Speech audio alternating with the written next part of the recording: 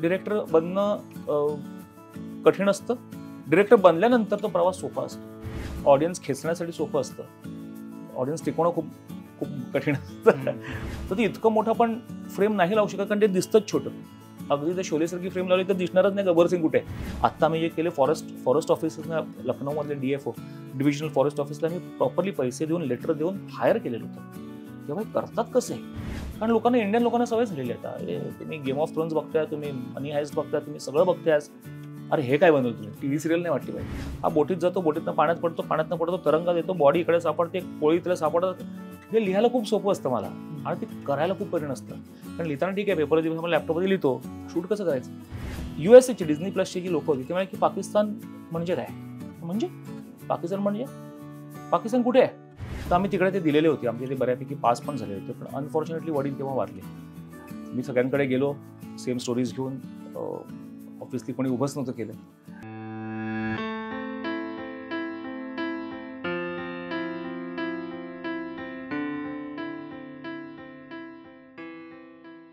नमस्कार सर. नमस्कार.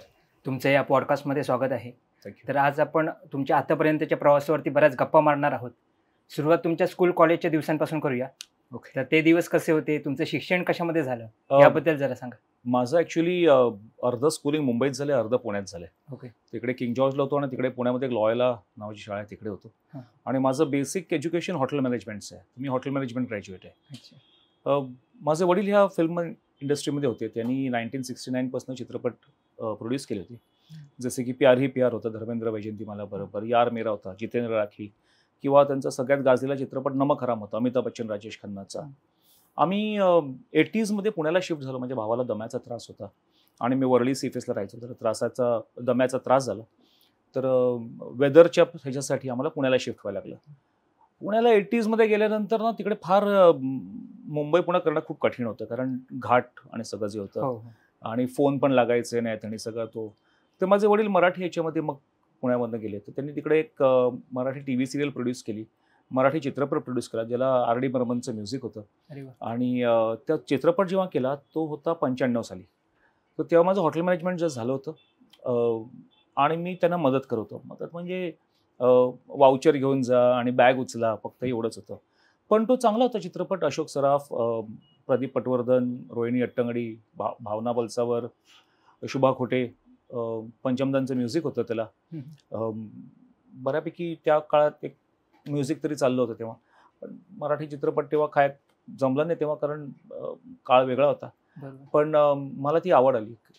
मग आम्ही एक दुसरे जेव्हा हे चॅनल्स जेव्हा मोठे व्हायला लागले, तेव्हा वडिलांनी बरेचसे प्रयत्न केले होते की ते स्टार बेस्ट सेलर्स आणि झी सॅटर्डे सस्पेन्स नावाचे कार्यक्रम तेव्हा 1-1 तासाचे स्लॉट्स यायचे, जे फिल्म मेकर्सने ते द्यायचे. तर आम्ही तिकडे ते दिलेले होते, आमचे ते बऱ्यापैकी पास पण झाले होते. पण अनफॉर्च्युनेटली वडील तेव्हा वारले. मी सगळ्यांकडे गेलो सेम स्टोरीज घेऊन, ऑफिसली कोणी उभंच नव्हतं केलं.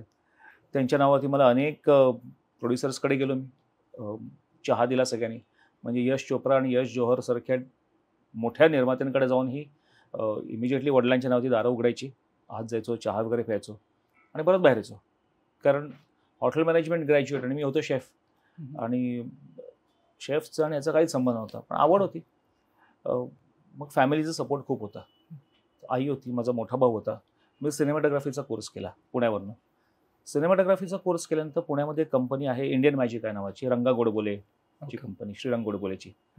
तिथे मी जॉईन झालो ॲज असिस्टंट डायरेक्टर.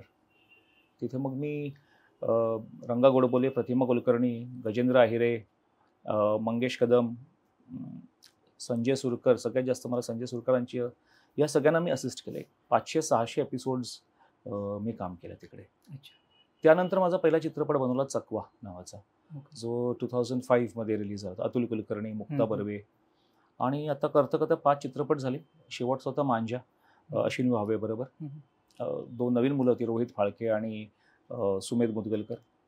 त्याच्यानंतर मला लक होतं की मला हिंदीमध्ये चान्सेस परत मिळायला लागले, आणि आता सिरीज बनवतोय मी, हिंदी सिरीज. आता 5वी हिंदी सिरीज आता संपली. ओके. तुम्ही सिनेमॅटोग्राफीचा कोर्स केला, पण ते डिरेक्शनसाठी काही कोर्स वगैरे केलेला का? डिरेक्शनसाठी ॲक्च्युली मी, कारण फिल्म हे आमच्या घरी स्टार्टिंगपासून होतंच. म्हणजे आमच्या घरी निर्माते असतील किंवा दिग्दर्शक असतील किंवा हे लहानपणापासून मी बघितलेलेच होते. पण मला एक क्लॅरिटी होती की जोपर्यंत तुम्ही टेक्निकली स्ट्रॉंग नसता, डिरेक्शनसाठी क्रिएटिव्ह प्रोसेस खूप गरजेचा असतो. पण त्यासाठी कुठलं तरी एक टेक्निकल फील्ड असणं, म्हणजे एडिटिंग किंवा सिनेमॅटोग्राफी, हे तुम्हाला टेक्निकली माहीत असणं प्रॉपरली, म्हणजे प्रॉपर सिनेमॅटोग्राफी येणं हे फार गरजेचं होतं. तर डिरेक्शनसाठी मी ॲक्च्युली FTIला ट्राय केलं, पण मला मिळालं नाही. मी 2 वर्षांनी ट्राय केलं, पण मला मिळालं नाही. तिकडे ॲडमिशन्स नव्हते मिळाले मला. आणि मग तेव्हा जॉब लागला इंडियन मॅजिकामध्ये, आणि तिकडेच मी ॲक्च्युली ऑन द जॉब हे सगळे नॅशनल अवॉर्ड विनिंग डिरेक्टर्स होते, सुरकर वगैरे, गजेंद्र अहिर, त्यांच्याकडूनच मी ॲक्च्युली जास्त शिकलो. डिरेक्शनची तुमची प्रोसेस काय असते? डिरेक्शनची प्रोसेस एक गंमत अशी आहे की ऋषिकेश मुखर्जी आणि आमचं खूप जवळचं नातं होतं. त्यांचं एकच म्हणणं होतं की तुम्हाला जे फनी वाटतं ते कदाचित मला नाही वाटणार, किंवा तिसऱ्याला खूप फनी वाटू शकतं. सेम थ्रिल्स बरोबर असू शकतं. तुम्ही इंटरनॅशनल सिरीज बघता, फिल्म्स बघता, ते ॲक्शन तुमच्यासाठी अगदी मामूली असू शकतं. अरे मी याच्यावर खूप जास्त बघितलेलं आहे. कोणी दुसऱ्या माणसासाठी खूप चांगलं असू शकतं. त्याच्यामध्ये व्हेरिएशन्स असतात. पण एक कॉमन जो तुमचा थ्रेड असतो की तुम्हाला तुमच्या आईबद्दल किंवा वडिलांबद्दल जे वाटतं तेच मुकेश अंबानीला वाटतं. बरोबर. तेच एक खालती जो रिक्षा चालवते विचार, त्यालाही तेच वाटतं. इमोशन्स कॉमन असतात. ते कुठल्याही स्टोरीमध्ये इमोशन काय आहेत, तुम्हाला म्हणायचं आहे काय, ही एक क्लॅरिटी असली पाहिजे. लकीली मी स्क्रीन प्ले पण, स्टोरी स्क्रीन प्ले आतापर्यंत स्क्रीन प्लेस तरी माझी असतात, स्टोरी जरी वेगळ्याची असलेली, तर ती गोष्ट आपण सांगतोय कशी, कोणासाठी सांगतोय. आणि सगळ्यात मोठा धडा मला मिळाला होता जेव्हा मी माझा चित्रपट प्लाझामध्ये लावला होता, मराठी चित्रपट प्लाझाला लावला होता. होर्डिंग्स मोठे लावले होते. ऑडियन्स खेचण्यासाठी सोपं असतं, ऑडियन्स टिकवणं खूप खूप कठीण असतं. पब्लिसिटी आणि होर्डिंग्स आणि ट्रेलर्स आणि सगळं तमाशा करून आपण ऑडियन्सला आणू शकतो पहिल्या शोला. त्याच्यानंतर पिक्चरमध्ये दम नसेल तर आपण नाही टिकवू शकत. बरोबर. तर आम्ही आणलं होतं एका चित्रपटाला माझ्या, असंच खेचून आणलं होतं. प्लाझा म्हणजे 800 कपॅसिटीचं थिएटर आहे. हाऊसफुल झाला होता. म्हणजे ते यार कमाल आहे यार, 800 थिएटर हाऊसफुल झालेला होता.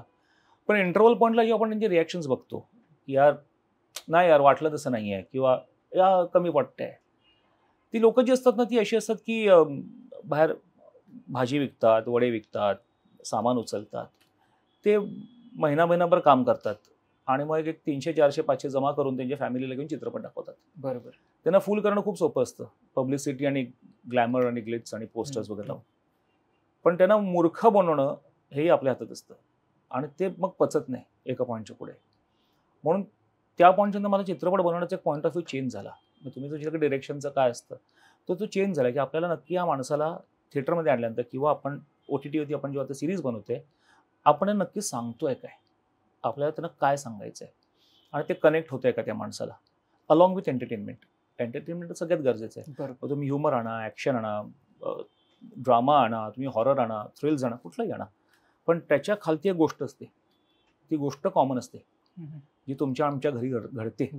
तर ती गोष्ट तुमची एक तो धागा आहे की नाही, तर ते शोधणं हे सगळ्यात गरजेचं असतं. आणि माझ्या ॲक्टर्स बरोबर पण जेव्हा बोलतो, म्हणजे अगदी सुरुवातीला मुक्ताबरोबर होतं, मुक्ताची फर्स्ट फिल्म ॲक्च्युली माझ्याबरोबर होती.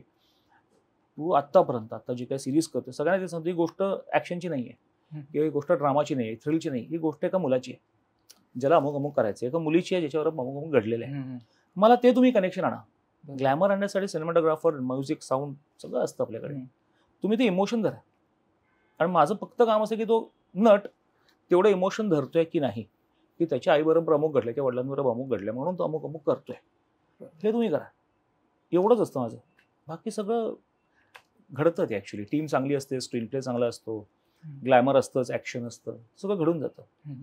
आता एखादा प्रोजेक्ट तुमच्याजवळ आला की मग त्याच्यासाठी तुम्ही ॲज अ डिरेक्टर म्हणून काम करायचं की नाही, तर ते डिसाईड कसं करता? म्हणजे तुमचे काही क्रायटेरियाज आहेत का? बेसिकली तेच आहे की मला ह्या गोष्टीमध्ये मला कनेक्ट होतो आहे की नाही, नॉट ॲज अ पर्सन, कारण माझं एक अपब्रिंगिंग किंवा माझं एक वर्ल्ड वेगळं आहे. ॲज एन ऑडियन्स मला आवडेल का? म्हणजे अनेक वेळा आपण ट्रेनमध्ये जातो किंवा कुठल्याही दुसऱ्या थिएटरमध्ये जातो, ते ऑडियन्सचा चेहरा आपण 1-2 सीन लिहिल्यानंतर, एक गोष्ट लिहिल्यानंतर, काही आपल्याकडे राहिलं, आपण नुसतं एका माणसाचा चेहरा बघितला आपल्याला कळतं की या माणसाला आवडेल की नाही आवडणार. बरोबर. हे कनेक्ट असणं फार गरजेचं असतं. ते नसेल मग तुम्हाला पैसे मिळतात पण ती स्टोरी चालत नाही. आणि हा व्यवसाय असा आहे किंवा ही इंडस्ट्री अशी आहे की ह्याच्यामध्ये पैसा आणि एक मेसेज देण्यासाठी तुमच्या हातामध्ये ताकद ही खूप स्ट्रॉंग तुमच्या हातामध्ये असते. बरोबर. Through entertainment. बरोबर. मग ती गोळी जी असते त्याला आपण शुगर कोट करून ती डॉक्टर देतात, तसं याच्यामध्ये तुमच्याकडे एक अबिलिटी आहे आणि आपण सगळे क्वालिफाईड आहोत, तर आपण ते का नाही करायचं. तर मला ते कनेक्ट मिळतं आहे की नाही ऑडियन्स बरोबर, आणि त्यांना एक 1% काय आपण इन्फॉर्मेशन देऊ शकतो, ते काय करतील त्याचा तो मुद्दा वेगळा, पण आपण आपलं काम करू शकतो का, हे माझ्यामध्ये सापडलं पाहिजे. That's my basic criteria. Okay. डिरेक्टरमध्ये काय क्वालिटीज असली पाहिजे असं तुम्हाला वाटतं? अरे बापरे, डिरेक्टर म्हणजे खरं सांगतं डिरेक्टर सगळ्यात सोपं काम असतं, कारण त्याला फक्त माणसांना सांभाळायचं असतं. प्रत्येक माणूस जो सिलेक्ट होतो तो टेक्निकली आणि क्रिएटिव्हली खूप सुपिरियर असतो. सिनेमॅटोग्राफर असेल, साऊंड असेल, तुमचं एडिटर्स असतात, स्क्रीन प्ले रायटर, सगळे टेक्निकली सुपर असतात. ऍक्टर्स तुमचे नावाजलेले असतात, त्यांनाही त्यांचे सगळ्यांना आपल्याला एक लेवलवरती न्यायचं असतं, सगळ्यांनाच. बरोबर. तर सगळे मेहनतच करत असतात. तर डिरेक्टरला फक्त कंट्रोल करायचं असतं. जे इंडियन टीम वर्ल्ड कप जिंकली, राहुल द्रविड जे पिचवरती बाहेर बसून जे सांगवता, फक्त तेवढं काम असतं. सगळे आपापले कामं करतात. फक्त फिल्म तुमची जास्त ओव्हर होत नाहीये ना, किंवा अंडर प्ले होत नाहीये ना, की आपल्याला जे सांगायचं ते नट सांगतायत की नाही, एवढं बघणंच सोपं असतं. ऍक्च्युली माझ्याप्रमाणे डिरेक्टर बनणं कठीण असतं. डिरेक्टर बनल्यानंतर तो प्रवास सोपा असतो, कारण तेव्हा सगळे टेक्निशियन तुम्हाला जॉईन होतात. मी असं ऐकलं की म्हणजे डिरेक्टरला ते व्हिज्युअलाइज झालं पाहिजे, म्हणजे ते आधीच दिसलं पाहिजे की कसं शूट होणार आहे किंवा कसं फायनल आउटपुट असणार आहे. तर याबद्दल तुम्हाला काय वाटतं? कसं आहे माहिती आहे का, तुम्हाला स्क्रीन प्ले रायटर आणि डिरेक्टर आणि एडिटर हे 3 लोक जुळून काम करतात. एका ब्लँक पेपरवरती गोष्ट लिहिली असते, त्याला एक आकार देणं, की आपण ही गोष्ट अशी सांगायची आहे, आपण इथून सुरुवात करून इथे सांगायची आहे. हे मग डिरेक्टर ते बनवतो आणि एडिटर ते मांडतो. हे तिघांचे ताळमेळ असणे खूप गरजेचं असतं. पण आम्ही नेहमी आता पण जे प्रोजेक्ट करतो, मी लिहिल्यानंतर एडिटरला सगळ्यात पहिला मी घेतो आणि त्यांना नरेट करतो मी, की गोष्ट अशी घडणार आहे, इथून स्टार्ट होणार, इथे होणार आहे, हा फ्लॅशबॅक यामध्ये, ह्याचा टोन चेंज होईल, मग तो वोकल टोन चेंज होईल का व्हिडिओ चा टोन चेंज होईल, कधी ब्लॅक जे काय इफेक्ट करायचे, हे नरेशन चांगलं आहे का, हे करणं फार फार गरजेचं असतं. तर व्हिज्युअलायझेशन म्हणजे कसं असतं की रायटर जेव्हा लिहितो, तर तुम्ही एक ABCDEFG लिहिलं असेल, त्याला काही आकार नसतो, काही बनवू शकता. पण त्यांनी जर शब्द लिहिलेली असतील, म्हणजे for example I go to school हे लिहिलं असेल, डिरेक्टर म्हणून तर त्याचं वजन change, I go to school, I go to school, I go to school, I go to school, हे चेंज केलं की अर्थ चेंज होतो प्रत्येक वाक्याचा. पण ते वाक्याला मूलभूत अर्थ असला पाहिजे, तर आपण व्हिज्युअलाइज करून आपण त्याचा अर्थ चेंज करून एक प्रेझेंटेशन बनवू शकतो. जो रायटरनी विचार केला नसेल, अरे हा विचार मी नव्हता केला, की ह्या शब्दात एम्फासिस केलं तर ह्याचा टोन चेंज होऊ शकतो. गोष्टीमधले एका एलिमेंट होती, की एका कॅरेक्टर होती, आपण थोडंसं एक प्रेशर झालं तर गोष्ट आपण इमोशनल बनवू शकतो, किंवा काही एक त्याच्यामध्ये चेंज आणू शकतो. हे करणं डिरेक्टरचं काम असतं. म्हणून स्क्रीन प्ले आल्यानंतर ते पूर्ण व्हिज्युअलाइज करणं आणि नुसते डोळे बंद करून फक्त बघणं, की आपण गोष्ट कोणाला सांगतोय, कशासाठी बनवतोय, कुठल्या ऑडियन्ससाठी बनवतोय, किती त्याच्यामध्ये ग्लॅमर असलं पाहिजे, किती त्याच्यामध्ये काय म्हणतात त्याला इन्फॉर्मेशन असली पाहिजे, की आपण डल बनवतोय का, बोरिंग सांगतोय का, की पहिल्या 2 मिनिटांमध्ये आपण ऑडियन्सला हुक करतोय का. हे व्हिज्युअलाइज केल्याशिवाय तुमचं स्क्रीन प्ले आणि तुमचं एडिट हे दोन्ही जमणार नाही. नाहीतर मग एडिट हे कापा ते कापा, काय ते सगळं पसारा होऊन जातो त्याच्यानंतर. म्हणून व्हिज्युअलायझेशन सगळ्यात इम्पॉर्टंट असते का डिरेक्टरला. ओके. आणि तुम्ही स्क्रिप्ट आल्यानंतर आता कोणत्या कोणत्या अँगल्सने त्याचे शॉट घ्यायचे ते वगैरे आधी डिसाईड करता की सीन वाचल्यानंतर? नाही, सीन वाचल्यानंतर जसं सांगितलं एडिटर बरोबर बसल्यानंतर आपल्या सीनचा स्ट्रक्चर बनला, तर प्रत्येक सीनमध्ये एक हिरो असतो. नॉट नेसेसरी हिरोच हिरो असतो. एक बाजूला बसलेला माणूस जो ऐकतोय, 2 लोकांमधले जे काही कॉन्व्हर्सेशन ऐकतो आणि तो निघतो आणि दुसरं काहीतरी करतो. आणि भलेही तुमचे हिरो आणि हिरोईन बोलत असतील, पण त्या सीनमधले हिरो तो माणूस आहे जो म्हणतो अरे असं असं घडलं, आणि तो स्टोरी पुढे नेतो. हे आयडेंटिफाय करणं की ह्या सीनमधला मेन पार्ट काय आहे, रिॲक्शन मेन आहे का ॲक्शन मेन आहे. ओके. कधी कधी ॲक्शन इम्पॉर्टंट असते from the point of view of the audience. म्हणजे आपण एक फिल्म बघतो तेव्हा अजय देवगण जेव्हा बोलतो, मग त्याचे डायलॉग्स इम्पॉर्टंट असतात, समोरचं घाबरतो, हेही तितकंच इम्पॉर्टंट असतं, मग तेही वेगळं शूट करायला लागतं. पण एडिटला एका मागे एक लागतात. अनेक वेळा इंग्लिश फिल्म बघितले एकावरती एक ओव्हरलॅप्स होतात, कारण त्यांना माहिती आहे की मला हे गरजेचं आणि हे गरजेचं नाही आहे. आपल्याकडे तसं नसतं. So we have to visualize in a very different way. Angles जे तुम्ही म्हणालात that have to sit with the DOP. कॅमेरावर बसून प्रत्येक लेन्स किंवा प्रत्येक अँगल एक वेगळी गोष्ट सांगते. आज मी एक अँगल जर मी आय लाईनला लावला त्याचं वेगळं अर्थ असतं. थोडासा खालती नेला कॅमेरा तर तो सुपिरियर बनतो, थोडासा टॉपिश गेला तर ते गोष्टचं एक नरेटिव्ह चेंज होतं. जसं आपण जुने चित्रपट अगदी जुने म्हणजे चार्ली चॅप्लिन वगैरे डायलॉग नसलेली आपल्याला गोष्ट कळायची, किंवा आपण कुठले कार्टून फिल्म बघितले किंवा आपण कुठले कोरियन किंवा कुठल्याही भाषेतले इतर भाषेतले तेलुगू तमिळ जरी फिल्म बघितली, भाषा नाही कळत तरी आपल्याला गोष्ट का कळते, आपल्याला तो ड्रामा कळतो. कारण कॅमेरामननी एक्झॅक्टली त्याचं ट्रान्सलेशन केलंय जे डिरेक्टरला आणि रायटरला सांगायचं होतं. की हा माणूस बसलाय आणि ह्याच्या मागे काहीतरी भयानक घडलेलं आहे, त्याचा विचार नाही करायचा, त्याच्या मागे काहीतरी घडलेलं आहे, मग मी त्याचं बॅकग्राऊंड आउट फोकस ठेवीन. हा पुढे काहीतरी करणार आहे आणि त्याच्यामुळे काहीतरी घडणार आहे, तर मी फोरग्राऊंडिंगमध्ये काहीतरी नॉर्मली ठेवतो, ज्याच्यामुळे याचं फोरग्राऊंड त्याचं जे असतं कॅमेरा आणि त्याच्यामधलं जे काय दुनिया असेल तर ती क्लॅरिटी येते, त्याच्यामुळे हा पुढे काहीतरी करणार. हे एक स्टोरी टेलिंगचा एक जो मेथड असतो तो आपण DOP बरोबर बसून आयडेंटिफाय करतो. ओके. आता म्हटलं जातं डिरेक्टर हा कॅप्टन ऑफ द शिप असतो, त्याचं एक विजन असतं, ते तुम्ही कसं कम्युनिकेट करता? म्हणजे तुमचं जे अजून डिपार्टमेंट असतील, जसं की तुम्ही बोललात की DOP सोबत तुमची मीटिंग होते किंवा एडिटर असेल, तर असं बाकीचे क्रू मेंबर जे असतात त्यांच्याशी कसं कम्युनिकेट करता? ॲक्च्युली सगळे HODs बरोबर आमचं एक पूर्ण मी एक नरेशन करतो. सगळे HODs म्हणजे कॉस्ट्युम असेल किंवा मेकअप असेल कोणी, सगळ्या HODsने एका रूममध्ये बसून पूर्ण गोष्ट जी आहे ती सगळी नरेट करायची. आणि त्या गोष्टीबद्दल मला काय सांगायचं आहे हे मी सांगतो, की हा व्यक्ती असा असा आहे, ह्याच्याबरोबर हे घडलेलं आहे. मग कॉस्ट्युममधनंही तीच गोष्ट आली पाहिजे. म्हणजे फॉर एक्झाम्पल आता माझी एक सिरीज जस्ट झाली अपलॉससाठी, जी आता रिलीज होईल आता लवकरच, होपफुली पुढच्या महिन्यात होईल ती. त्याच्यामध्ये असं होतं की त्याच्यातलं विलन जो आहे त्याचं आणि त्याच्या भावाचं 3 भाऊ दाखवलेत त्याला, तो आणि त्याला 3 चौघं असतात, त्यांचं नातं खूप जवळच असतं आणि तो वेड्यासारखा लढतो. पण ज्या मोमेंटला ते तिघं मरतात एका वेगळ्या हातचं, ह्याचं मारण्याचं त्याचं विलन असण्याचं जे आहे, मी मारतो लोकांना, हे करण्याचं त्याचं मोटिवेशनच जातं. So he is an emotional villain. Okay. की मला ह्यांच्यामुळे मी सगळं करते, त्याला त्या पॉईंटला दिलं होतं की माझ्यासाठी करतच नाही, मी ह्यांच्यासाठी करतो. आणि आपण त्याच्यामध्ये इमोशन आणतो अचानक. ते इमोशन आणण्यासाठी काही कलर्स असतात, आपण त्याला ब्लॅक अँड व्हाईट नाही बनवू शकत, आपण त्याला थोडंसं पिंक, थोडासा रेड, थोडासा एक वॉर्मिश टोन जे असतात ते आपण कॉस्ट्युमच्या थ्रू त्यांना घातले. म्हणजे गमचे जे होते ते असे डार्क पिंक होते, बाकीचे कपड्याचे रानटी त्याचे सगळे जे होते तसेच होते. आता तुम्ही गब्बर सिंग इमॅजिन करा, तो सगळं ते ग्रीन ह्याच्यामध्ये तो असतो, कॅमोफ्लाज ह्याच्यामध्ये, त्याच्या खांद्यात एक गमचा आला आणि तो एक रेड कलरचा असेल तर त्याचं एक वेगळंच घडतं. हा गमचा असा का घातला नाही, त्याच्या मागे गोष्ट घडते, ऑडियन्सच्या मनामध्ये घडायला लागतं की हा का घेतोय, हे त्याच्या भावाचं आहे का, ह्याच्यात काय, आणि नुसतं हातावरती तो खेळतोय, मग त्याच्यामध्ये गोष्ट घडायला लागते, काहीच नसतं त्याच्यामध्ये, पण ते आपण सबकॉन्शियसली ऑडियन्सला एक देतो. तर ह्या गोष्टी प्रत्येक HOD माझ्याबरोबर कम्युनिकेट करेल, त्या डिरेक्टरबरोबर कम्युनिकेट, की मला एक गोष्ट अशी सांगायची, हा असे कपडे घालेल. म्हणजे मांजा नावाची चित्रपट जेव्हा मी केला होता तेव्हा अश्विनी भावेचा कॅरेक्टरच होता.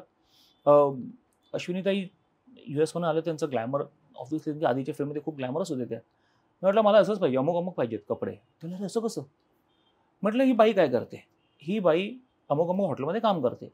म्हटलं या फोन केला, या हॉटेलमधला पगार किती या पोस्टचा, तेव्हा 40,000 रुपये पगार आहे. ओके, आत्ता जॉईन केलं तर स्टार्टिंगला 30 आणि आता 40, म्हणजे 1 वर्ष आले तेव्हा 45. ओके, म्हटलं अश्विनी तुझ्याकडे 45,000 रुपये, तुला मुलाची स्कूलची फीस भरायची, तुला ते पैसे साठवायचे पण आहेत, तू कपडे किती घेशील. अरे मग असं विचार करतो, मग मी मॅक्सिमम 2 महिन्यात एकदा कधीतरी घेईन. 5,000, हो म्हटलं हे घे 5,000. माझी जी कॉस्ट्युम डिरेक्टर होती तिला सांगितलं आता तुला जे पाहिजे ते घे.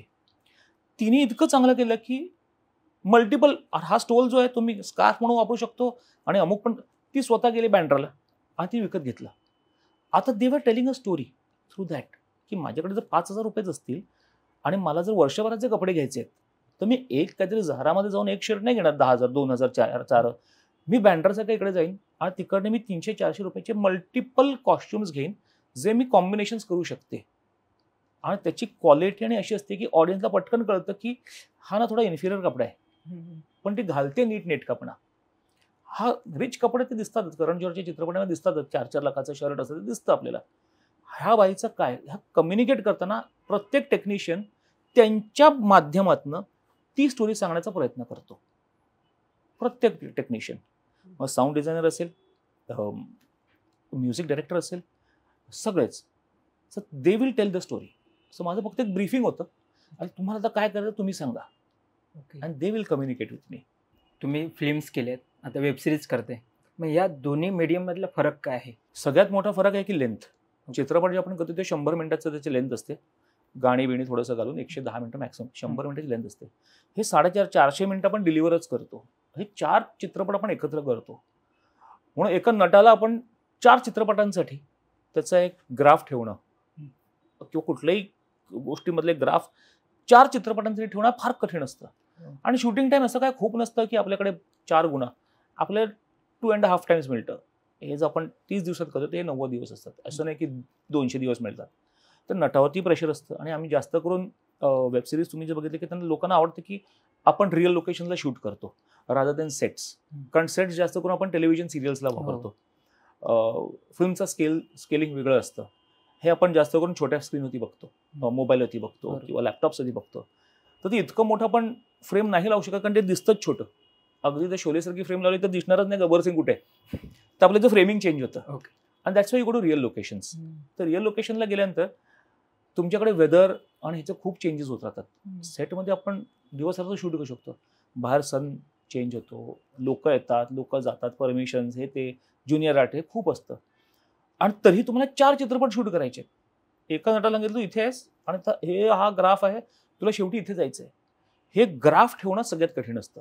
म्हणजे इतके कॅरेक्टर्स असतात, 110-120 कॅरेक्टर्स त्याच्यामध्ये बोलतात. मेन कॅरेक्टर ॲटलीस्ट 15 ते 20 असतात. विलन, हिरो, पोलीस, अमुक तमुक सगळं जे असतं ते. आणि आजकालचा ऑडियन्स जो आहे तो इतका हुशार झालेला आहे कारण इंटरनॅशनल, अनफॉर्च्युनेटली कोरोनामध्ये सगळ्याची इंटरनॅशनल सिरीज आपण बघायला लागलो. तर पोलीसचे प्रोसिजर्स काय असतील किंवा त्यांची जी स्टाईल असते टेकिंगची असेल, मग कपड्यांचं असेल किंवा ऑथेंटिसिटी, स्टार्स प्रॉपर आहेत की नाही, हे इतकं स्ट्रॉंग झालेलं आहे की तुम्ही त्याच्यामध्ये आपण उल्लू नाही बनवू शकत. तोही रिसर्च करायला लागतो. त्याच्याकडे म्हणजे वेगळी पूर्ण टीम असते की हा जर अमुक अमुक पोझिशनला काम करतो माणूस, तर तो काय काय करतो, ह्याचं एज्युकेशन काय असेल, त्याच्या घरी सर्टिफिकेट कुठले असले पाहिजेत, त्याच्या खांद्यातील स्ट्रॅप्स किती असले पाहिजेत, स्टार्स किती असले पाहिजेत. आम्ही पोलीसच्या लोकांना प्रॉपर हायर करतो अशा प्रोसिजर्ससाठी. आत्ता मी जे केले फॉरेस्ट ऑफिसर्सना, लखनौमधले DFO डिव्हिजनल फॉरेस्ट ऑफिसला मी प्रॉपरली पैसे देऊन, लेटर देऊन हायर केलेलं होतं. तेव्हा हे करतात कसे? कारण लोकांना, इंडियन लोकांना सवय झालेली आहे आता. तुम्ही गेम ऑफ थ्रोन्स बघताय, तुम्ही मनी हाइस्ट बघताय, तुम्ही सगळं बघताय. अरे हे काय बनवलं तुम्ही? TV सिरियल नाही वाटली पाहिजे, बरोबर, तरी चित्रपट नाही बनवू शकत. म्हणून ते मधलं एक काहीतरी एक चालणं हे कठीण झालेलं आहे आता. वेबसिरीजमध्ये असं म्हणजे दिसतं की खूप रिअलिस्टिक ऍक्टिंग पण होते 100%. आणि तो सगळ्यात जास्त स्ट्रॉंग पॉईंट तो मिळतो कारण आपण ज्या एरियामध्ये जाऊन शूट करतो तिकडचा आपला लोकल फ्लेवर लागतो. आणि तो लोकल फ्लेवर मुंबईमधले ऍक्टर्स नाही देऊ शकत. जर मुंबईची गोष्ट, आता जसं मी कमांडर करण सक्सेना केली की मुंबईतली लोक होती, त्याच्यामध्ये मी अनेक मराठी नटांना घेतलं. अनेक म्हणजे 60% माझे नट मराठी होते त्याच्यातले. कारण ती भाषा आणि ते जसे वागतील, हा कॉन्फिडन्स जो असतो तो मुंबईतल्या लोकांचा आहे. ह्या लोकांना मी UPला नाही घेऊन जाऊ शकत की दिल्लीला नाही घेऊन जाऊ शकत. कारण तिकडचं टशन वेगळं असतं. ते जसे बोलतात, जसे वागतात, जसं त्यांचा लहजा तो वेगळा असतो. म्हणून तुम्ही लोकल कास्टिंग खूप करता. एक 4, 5, 6 जण सोडली तर जसं सांगितलं की 100च्याहून जास्त तुमच्याकडे बोलणारे नट असतात. 120, 130, आत्ता जिकडे 130 बोलणारे नट होते, भले 2 डायलॉग असतील, हे सगळ्यांचं कास्टिंग होतं. आता ते ऍक्च्युअली तुमच्या पोस्टरवरती येणारे 10 असतात, 8 ते 10 असतात. मग बाकी जे 100 लोकल असतात त्यांच्याकडनं जो फ्लेवर येतो बोलण्याचा, शिवी देण्याचा असेल, उभं राहण्याचा असेल, सिगरेट पकडण्याचा असेल, चहा पिण्याचा असेल, ते कसं पकडतात, कोल्हड काय असेल, हा सगळा जो असतो ना, ही गंमत वेगळीच असते जी आपण डिझाईन नाही करू शकत. म्हणजे तिकडे गेल्यानंतरच घडतं सगळं हे. कमांडर करण सक्सेना वेबसिरीजला तुमच्या खूप यश मिळाले, तर त्याच्या ओव्हरऑल एक्सपिरियन्स बद्दल काय सांगाल? ऍक्च्युअली कमांडर करण सक्सेना मला माझ्यासाठी लिहिण्यामध्ये सगळ्यात सोपी गोष्ट होती कारण ती ऑथेंटिक गोष्ट नव्हती. आत्तापर्यंत मी जे केले ते कुठल्या ना कुठल्या तरी एका माणसावरती आधारित, म्हणजे जसं भोकाल केले का आज ते जे आहेत नवनीत सिकर आज DG आहेत उत्तर प्रदेशचे, म्हणजे सगळ्यात वरचे पोलीस ऑफिसर जे आहेत ते आहेत. तर त्यांच्यावरही आपण ज्या गोष्टी करतो, आत्ता पण मी अप्लॉजसाठी केली, एका माणसावरती आधारित आहे ती. तर त्याच्यामध्ये ना खूप कठीण असं लिहिणं कारण तो माणूस, त्याची फॅमिली, त्याच्यावर असलेली त्या काळातल्याची टीम, त्या काळात त्याच्याबरोबर घडलेली गोष्टी, लोक, ह्या सगळ्यांचा आपल्याला एक मान ठेवायला लागतो. आणि तो ठेवणं कठीण असतो. आणि तरी फिल्मी बनवणं, कारण ऑडियन्सला ते बघायचं नाही, आम्हाला काय डॉक्युमेंटरी नाही बघायची नाही, आम्हाला एंटरटेनमेंट पाहिजे. बरोबर. सो ते कठीण असतं. कमांडर करण सक्सेना माझ्याकडे लिहायला मी काहीही लिहू शकत होतो. हा बोटीत जातो, बोटीतनं पाण्यात पडतो, पाण्यातनं पडतो, तरंगात येतो, बॉडी इकडे सापडते, कोळी तिला सापडतात, हे लिहायला खूप सोपं असतं मला, आणि ते करायला खूप कठीण असतं. कारण लिहिताना ठीक आहे, पेपर दिवस आपण लॅपटॉपमध्ये लिहितो, शूट कसं करायचं? समुद्रात बोट जाते, बोटीवरती ते कॅमेरा पण ठेवायचं, जिथे पाण्यात पडणार आणि कोण पडणार? नट तर नाही उडी मारू शकत. मग ते डुप्लिकेट्स आणा, मग ते ॲक्शन टीम आणा, मग तो तरंगत बॉडी येते. आता बॉडी कशी येणार तरंगत? कारण आपण जिथे शूट करतो मुंबईला, त्याचं दगड खूप असतात खालती, खालचे दगड खूप आहे, ते बोट येऊ शकत नाहीत. कारण बोटी आपल्याला बघितलं मी दूर थांबता, इथे छोट्या बोटी येतात नाववाल्या, तर ती बॉडी येताना लागतं खालती. लिहिताना सोपं होतं, करायचं कसं? तर आम्हाला ते ज्या नटाने केलं त्याला खालनं पॅडिंग लावायला लागलं की त्याला दगड नाही लागले पाहिजेत. आमचे एक ॲम्ब्युलन्स ऑन कॉल्स असतात, ते लिहिताना खूप सोपं होतं, करताना हालत खराब झाली होती आमची ती. कारण मग मोटरसायकलनं जातो, भेंडी बाजारातनं जातो, हे लिहिलं, आता भेंडी बाजार शूट कसं करायचं आणि ते कधी करायचं, आणि ते मोटरसायकल न्यायची कशी, कॅमेराज ठेवायची कुठे, आणि ते डिलिव्हरी अशी की आपण छोटे कॅमेरा नाही वापरू शकतो, ते मोठेच कॅमेरा लागतात, त्याचे लेन्सेस वेगळे येतात, सगळंच वेगळं होतं ते. So that was a difficult part. पण लिहायला सगळ्यात गंमत आणि सगळ्यात फन आलं तुम्हाला कमांड करंट सक्सेना. अच्छा सर, तुम्ही मराठी इंडस्ट्रीमध्ये पण काम केले आणि आता हिंदीमध्ये करताय, तर काय तुम्हाला डिफरन्स वाटतो दोघांमध्ये? दोघांमध्ये ॲक्च्युली सांगायचं तर पैसे सोडले आणि ऑडियन्सचा नंबर सोडला, किती लोक बघतात आणि किती लोक बघतात. आपण जे क्राफ्ट करतोय ह्याच्यामध्ये खूप फरक नाही आहे. कारण दोन्ही ह्याच्यामध्ये जर तुम्ही आता बायगसारखा चित्रपट बघितला किंवा नटरंगसारखा चित्रपट बघितला किंवा काय BP सारखा चित्रपट बघितला, प्रवीणचा कुठलाही चित्रपट मी बघितला, माऊलीसारखा, ह्या सगळ्यामध्ये स्केल पण आहे, पण बेसिक तिची गोष्ट जी आहे ती एका मुलाची आहे, एका आईची आहे, एका बहिणीची आहे, आपण तेच सांगतोय आपण. पण ह्याच्यामध्ये फक्त स्केलिंग आपण चेंज करतो, कारण हे जाते पूर्ण इंडियामध्ये. म्हणून पूर्ण इंडियामध्ये गेल्यानंतर आपण, जसं तुम्ही आज एकटे जेवायला जा, तुम्ही आज रस्त्यात बसून वडापाव खाल किंवा वेगळं, अरे चायनीज आहे, अरे हे काहीतरी मेक्सिकन, तुम्ही खाऊ शकाल. पण जेव्हा तुम्ही फॅमिलीला घेऊन जातात, तुमचे आईवडील असतील, भाऊ बहीण असतील, मुलं बाळ असतील, तेव्हा मी तिकडे जाता जिथे पनीर बटर मसाला मिळतं, बरोबर, किंवा जिथे बटर नाही मिळतं, सेफ, हे टोमॅटोचं सगळं स्टँडर्ड, एकटे तुम्ही एक्सपेरिमेंट करू शकता, बरोबर. पण जेव्हा नंबर वाढतात, तुम्ही जेव्हा बाहेर जाता तेव्हा युनिफॉर्मिटी लागते. सेम हिंदीमध्ये होतं, किंवा तुमचा चित्रपट मराठीमध्ये कधी आपण आयडेंटिफाय करू शकतो आपलं ऑडियन्स काय आहे, हिंदीमध्ये आपण आयडेंटिफाय करू शकतो. आता कमांडर करंट सक्सेना 178 कंट्रीजमध्ये गेलं. आता इतकं छोटी गोष्ट होती की हा माणूस पाकिस्तानहून आलाय एवढंच मला म्हणायचं होतं, हे पाकिस्तानचे आयवा टेररिस्ट आहे. USA डिझनी प्लसची जी लोक होती ते म्हणाले की पाकिस्तान म्हणजे काय, म्हणजे पाकिस्तान म्हणजे पाकिस्तान कुठे आहे, पाकिस्तान कुठे, म्हणजे आम्हाला हा प्रश्नच कळत नव्हता. त्याला पाकिस्तान इंडिया का पडोसी देश आहे हे सांगा. म्हटलं असं कशाला सांगायचं, का ना माहिती आहे मला. अच्छा ठीक आहे, मला सांगा जर्मनी आणि फ्रान्समध्ये किती अंतर आहे. म्हटलं माहीत नाही. स्वीडन आणि स्वित्झर्लंडमध्ये किती अंतर आहे, माहीत नाही ना. तसं त्यांनाही माहीत नाही. म्हटलं अच्छा, जे आपण मराठीमध्ये करत नाही. मराठी आपण गृहीत धरतो खूप गोष्टी की हे नातं असं आहे आणि आपण नात्यांबद्दल गोष्टी सांगतो, म्हणून त्याचं स्केल छोटा आपण करतो. एका घरामधली गोष्ट असेल, एका गावातली गोष्ट असेल, एका शहरामधली गोष्ट असेल, आपण छोट्या बनवतो गोष्टी, पण इमोशन आपण तेवढाच ठेवतो. ह्याच्यामध्ये आपण इमोशन ठेवतो पण फक्त स्केल अप करतो.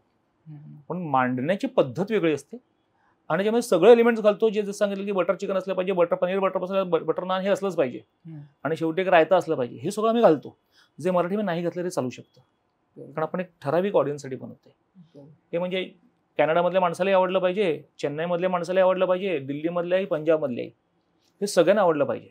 बरोबर. सर, आता OTT प्लॅटफॉर्म्स आलेत खूप सारे, तर त्याने काय फरक पडलाय ओव्हरऑल? त्याने आम्हाला कामं खूप मिळाली. सगळ्यात जास्त हे होतं की आम्हाला टेक्निशियन्सना, क्रिएटिव्ह रायटर्सना आणि नटांना, सगळ्यांनाच चांगल्या लेवलची कामं मिळायला लागली. जसे एकेकाळी टेलिव्हिजनचा बूम आला होता 95-96 साली, जेव्हा टेलिव्हिजन खूप मोठं झालं, सगळ्यांकडे पैसा खूप आला. पण तुम्ही जर बघितलं असेल की 92-91 काळात जेव्हा टेलिव्हिजन मोठं व्हायला लागलं होतं, तेव्हा सगळे फिल्म मेकर्स होते जे टेलिव्हिजन करायचे. म्हणजे मालगुडी डेज असेल किंवा बुनियाद असेल किंवा महाभारत असेल किंवा रामायण असेल, हे सगळे रमेश सिप्पी आणि BR चोप्रा आणि रमानंद सागर आणि शेखर कपूर, हे सगळे TV सिरियल्स, गोविंद निहलानी, श्याम बेनेगल, हे सगळे, अमोल पालेकर, हे सगळे टेलिव्हिजन सिरियल्स बनवायचे. आणि ते सगळ्यांना म्हणजे आज आपल्याला ते सिरियल्स खूप आठवतात. आज आपण अरे रामायण काय होतं, महाभारत काय होतं, पण त्याचा मेकर कोण होते, फिल्म मेकर्स होते, ते टेलिव्हिजन मेकर्स नव्हते. मग त्या काळातले मालगुडी डेज असेल, कुठलंही तुम्ही नाव घ्या, हे सगळ्यांचे मेकर्स रमेश सिप्पी होते, BR चोप्रा होते. म्हणून त्यांचं टेकिंग आणि त्यांचं म्हणण्याची पद्धत ही खूप फिल्मची होती, म्हणून तुम्हाला ते आवडलं. जेव्हा त्यांचे असिस्टंट बनवायला लागले, मग ते शॉर्ट टेकिंग माहीत नव्हतं. इथून तिथपर्यंत ट्रॅक लावायचे, ह्या साईडचं घर दिवस, ह्या साईडचं घर वेगळं घर, हा ट्रॅक लावलेला होता आणि शूट करायला. हा नेक्स्ट तू मिनिट बदला, तो पण कॅमेरा इकडे फिरून इकडे शूट करायचं. असं आम्ही पण केलं होतं. पण OTT आल्यानंतर फिल्म मेकर्सना चान्स मिळाला टू टेल अ स्टोरी. आता टेलिव्हिजनमध्ये आम्हाला चान्सच मिळत नव्हतं, का आम्ही फिल्म केल्यानंतर आम्हाला वेळ लागतो शूट करायला. आम्ही क्रेन वापरतो, इक्विपमेंट वापरतो, जिप वापरतो, ड्रोन्स वापरतो. ये क्यों कर रहे हो टेलिव्हिजन में, आम्हाला सांगा हे नकोच आहे. कारण त्यांचा ऑडियन्स वेगळा होता. जो आपण घरी एक बाई कांदे कापते, काही करते, काम करते, छम छम छम हे जे सगळं वाजायचं आपण लगेच बघायचं आणि मग ते परत सांगायचे, अच्छा इसके साथ ये हुआ. आणि ते आवाज जो यायचा त्याच्यामुळे ना फोकस जायचा. कारण टेलिव्हिजन मागे चालू असायचं बॅकग्राऊंडमध्ये. हा काहीतरी एक टीव्ही चालू केलं, घडते काहीतरी एक, बरोबर ते घडत राहायचं. So we were not able to, film मेकर्सना मला चान्स नव्हता. आम्ही जेव्हा OTT आलं, त्यांचा बेसिक क्रायटेरिया होता, जसं अप्लॉज होतं किंवा नेटफ्लिक्ससाठी आम्ही जे अमेझॉनसाठी करतोय, की त्या डिरेक्टरने 3 चित्रपट केलेले पाहिजेत, तरच तुम्ही अप्लाय करा ॲज डिरेक्टर. ओके, ते तुम्ही येऊच नका. कोण होते 3000 सिरियल्स एपिसोड्स केलेत, ते मला घरी जा. तर म्हणजे आम्ही जेव्हा बसलो होतो अप्लॉजसाठी, आम्ही 7-8 जण होतो एकाच सिरियलसाठी. जेव्हा भोकाल माझी फर्स्ट सिरियल होती, त्या फिल्म मेकर मी एकटाच होतो ज्यांनी 5 चित्रपट केले होते. बाकी सगळ्यांनी 3000 एपिसोड, 4000 एपिसोड, 5000. म्हटलं अरे मला चान्सच नाही मिळला, कारण मी एपिसोड माझ्याकडे नाहीच आहे. आणि मी जे केले ॲज अ डिरेक्टर मी काहीच नव्हते केलं. कारण माझं आम्ही जे पिंपळपण नावाची सिरियल करायचो, मेन डिरेक्टर वेगळं असायचं आणि मी त्याच्यातले काही एपिसोड डिरेक्ट करायचो. माझे ते 0 आणि बाकीचे 3000, 4000, 5000. पण मला मिळालं ते जॉब, कारण ते मला your a film maker, धीज all television makers. So narrative change होतो. त्याच्यामुळे जे 90s मध्ये घडायचं, जे फिल्म मेकर्सना टेलिव्हिजन मिळालं होतं, तसंच आज फिल्म मेकर्सना OTT प्लॅटफॉर्म मिळालेला आहे. I would love to do a feature film परत एकदा मराठीमध्ये. माझा प्रयत्नही चालू आहे, आमची काही बोलणी चालू आहेत. पण आज परसेप्शन चेंज झालं बघण्याचं, ग्लॅमर, स्केल सगळं.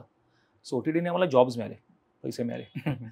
त्याची प्रोसिजर काय असते, म्हणजे एखादी वेबसिरीज बनवली त्यानंतर ते अप्रोच वगैरे कसा केला जातो वेगवेगळ्या प्लॅटफॉर्म? नाही, त्याच्यामध्ये 2 बेसिक पद्धती असतात, की जर तुम्हाला कॉन्फिडन्स असेल, तुम्ही कुठल्या का कादंबरी केली काही असेल, तर तुम्ही पूर्ण सिरीज बनवायच्या आधी की तुम्ही बाउन्स ऑफ करता कुठल्याही प्लॅटफॉर्मला. हा हमें अच्छा लगा, पण आज ते डिसाईड नाही करू शकत ही कुठे टाकायची किंवा कशी न्यायची आहे. तर तुम्ही स्वतः बनवता, बरोबर, आणि ते एक्वायर करतात. मग त्याच्यामध्ये किती पैसे ते देतील किंवा तुम्ही किती डील करू शकता तुमच्यावरती आहे. तुम्ही 10 कोटीची बनवली असेल तर ते 10ही देऊ शकतात किंवा 12 देऊ शकतील किंवा 15 किंवा 8ही देऊ शकतील. ते त्यांच्यावरती होतं. किंवा दुसरी प्रोसिजर असते, आपण आयडिया देतो, स्टोरी लाईन बनवतो आणि एक बायबल नावाचा पण एक प्रकार असतो, की पहिला एपिसोड डिटेलमध्ये, बाकीच्या एपिसोडचे बीट्स हे आपण प्लॅटफॉर्मला देतो आणि ते पहिलाच अप्रूव्ह करतात. ओके, आणि पहिला अप्रूव्ह झाल्यानंतर हे खूप सोपं पडतं, कारण टेक्निकल चेक्स त्यांच्याप्रमाणे बनतात. आता आम्ही अमेझॉनसाठी बनवतो, टेक्निकल स्पेक्स, फ्रेम साईज वेगळा आहे, साऊंडचे लेवल्स वेगळे असतात. Z5चे केले ते वेगळे आहेत. आता हॉटस्टारसाठी केलं त्याचे फ्रेमचा साईज वेगळा असतो. तुम्ही शूट कशासाठी करणार नक्की, तुम्ही कुठला कॅमेरा वापरणार, तुम्ही कुठला साऊंड वापरणार, तुम्ही कसं डिझायनिंग करणार. आता जी अप्लॉज केली 7.1 ॲटमॉस मिक्स आहे, हे आम्ही पण पहिल्यांदाच केलं. तर 7.1 म्हणजे ते वॉर आणि असे चित्रपट त्यांच्यासाठी वापरलेले चित्रपट. आता पक्षी कुठून उडतोय आणि हेडफोन घातले ते करेक्ट कळते, पण त्याचा एक खर्च आहे आणि त्याला लागणारा टेक्निशियन जो असतो तोही तितका सुपिरियर लागतो.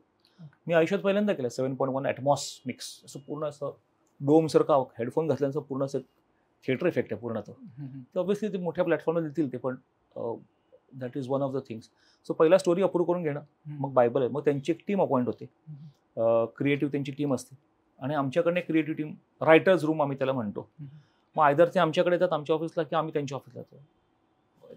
व्यवस्थित चिठ्ठी लावली असते दरवाजावरती की पुढच्या 2 तासासाठी यांचं डिस्कशन आहे. मग आम्ही त्यांच्याकडे गेलो होतो की असतं सँडविच, कॉफी येत राहतात आणि मग एक एपिसोड किंवा एक काय घटना असेल की एक जे काय आम्ही त्या 4 दिवसांमध्ये ठरवलं असेल, आम्ही त्यांना सांगतो की आम्हाला हे असं करायचं, असं करायचं. मग त्यांच्याकडनं फीडबॅक जो होतो तो क्रिएटिव्हली नसून तो रिसर्च ओरिएंटेड असतो. ओके, म्हणजे ही सिरीज आपण जी बनवतोय तसे अनेक सिरीजच बनले असेल आधी त्या झोनमधले, तर त्याची हिस्ट्री काय आहे, त्याच्यामध्ये काय चाललं आणि काय नाही चाललं, कधी चाललं, का एपिसोड चालला, का एपिसोड नाही चालला, 3rd एपिसोडला ड्रॉपआउट झालं, म्हणजे 3rd एपिसोडला लोकांनी नाही बघितलं किंवा हा कॅरेक्टर नाही आवडला, ह्याचे सगळे ॲनालिसिस असते. ते तुमच्यावर बसतात. तुम्ही हा जो कॅरेक्टर करताय ना, आमच्या हिस्ट्रीच्या प्रमाणे मागच्या 3 वर्षामध्ये ह्या टाईपचे सिरीजेस ऑल ओव्हर द वर्ल्ड ह्या ऑडियन्सनी ह्या कारणासाठी आवडलं किंवा नाही आवडलं ह्याचं टिकमार्क दिलेलं आहे. तर हे ते रिसर्च घेऊन बसतात. अच्छा. मग आपण बरोबर करतोय का नाही का? कारण त्याच्यामध्ये खूप कोटी रुपये लागलेले असतात. 25-30 कोटी आपण बनवतोय आता ती चालेल नाही चालेल जे काय असतं म्हणून तिथे एक रिसर्चची पूर्ण टीम बसलेली असते की आपण हा कॅरेक्टर असतो नाही सर वो उसमें आया आहे ऑलरेडी. आता ही सिरियल आपण बघितलेलीच नसते कारण त्यांचं काम असते रिसर्च करते टक टक सर अमुक सिरियलमध्ये हा अमुक सिरीजमध्ये अमुक याच्यामध्ये हा ट्रॅक आलेला आहे किंवा सिमिलर आलेला आहे. तो चालला चालला मग आपण थोडं चेंज करून हे करू. सो हे पॅडिंग करणं क्रिएटिव्ह प्रोसेसला पॅडिंग करणं ही त्यांच्याकडनं प्लॅटफॉर्मकडनं टीम करते.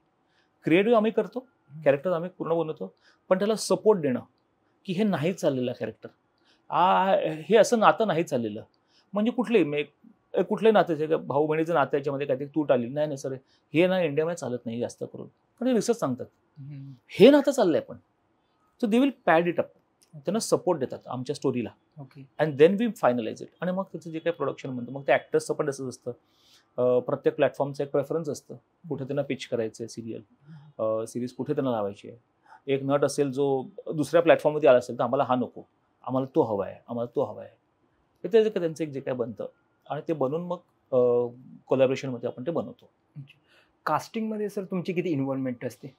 कास्टिंगमध्ये इन्व्हॉल्वमेंट 3 मेन जणांची असते.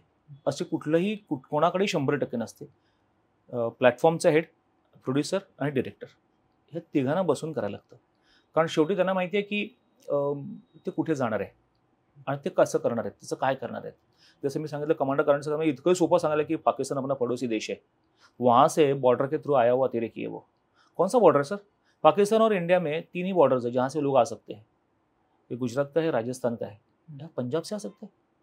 आता हे आम्हाला स्पेल आउट करायला लागलं की हे 3 बॉर्डर तिथून येऊ शकतो आणि पिछले बार बोट से आए थे वो लोग.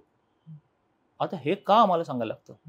तसंच त्यांना एक्झॅक्टली माहिती आहे की हे का सांगतो आपण कारण ते जिथे घेऊन चालले आहेत त्यांना ही हिस्ट्री माहीत नसेल इंडियाची किंवा ही जॉग्रफी माहीत नसेल की इंडियामध्ये 10 वर्षापूर्वी अजमल कसा बोटीने आला होता हे माहीत नसेल कदाचित कारण त्या तिकडच्या माणसाला माहीत किंवा हे 3 बॉर्डर आहे जिथून लोक येऊ शकतात हे माहीत नसेल.